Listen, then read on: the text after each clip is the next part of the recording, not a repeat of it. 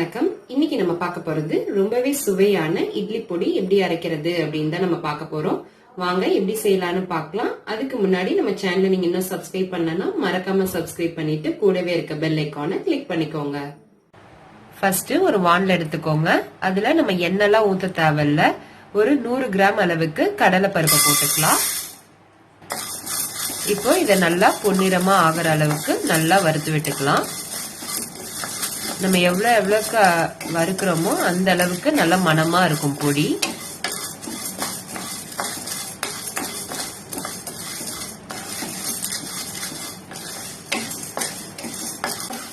கையெடுக்காம இது மாதிரி நல்லா கிளறி விட்டுட்டே இருந்தோம்னா எல்லா இடமும் நல்லா சமமா வறுபட்டு வரும். இப்ப அப்படியே எல்லாமே நல்லா கலர் மாறிடுச்சு. நல்லா மணமா வாசம் வருது. இப்ப நம்ம இது தனியா ஒரு பாத்திரத்துக்கு எடுத்துடலாம்.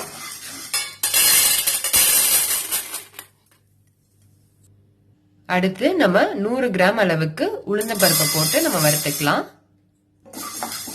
இதையும் நல்லா கைவிடாம கிளறி விட்டுட்டே இருங்க. இதுவும் நல்லா கலர் மாதிரி வரணும்.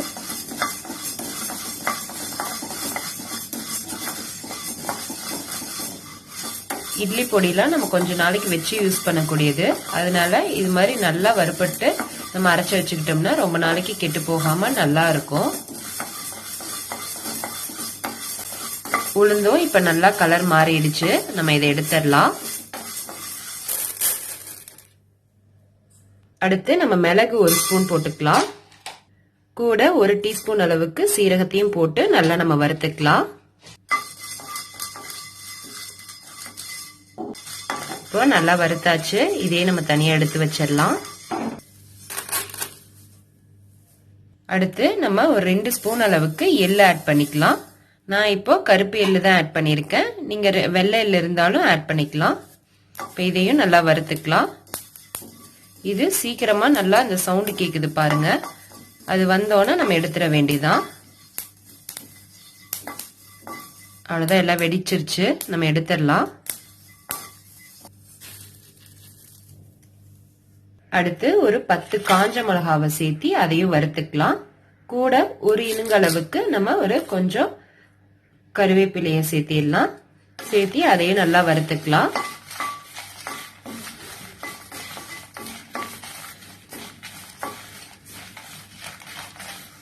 கூட ஒரு 3-4 பல்லு பூண்டு ஆட் பண்ணிக்கோங்க. தோலோடயே போட்டுக்கலாம், ஒன்றும் பிரச்சனை இல்லை. நீங்க உங்க காரத்துக்கு ஏத்தாப்புல காஞ்ச மிளகா சேர்த்திக்கோங்க.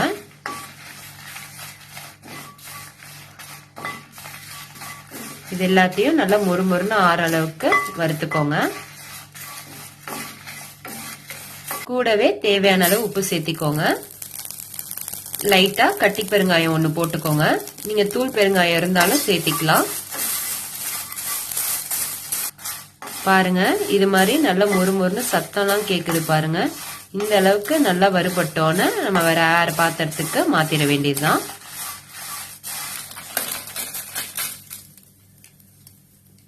இப்போ இதை நல்லா ஆற விட்டுறலாம். துளிக்கூட சூடு இல்லாம நல்லா ஆற விட்டுருங்க. இப்போ எல்லாத்தையும் நல்லா ஆற விட்டாச்சு. நம்ம மிக்ஸி ஜாருக்கு மாத்திடலாம்.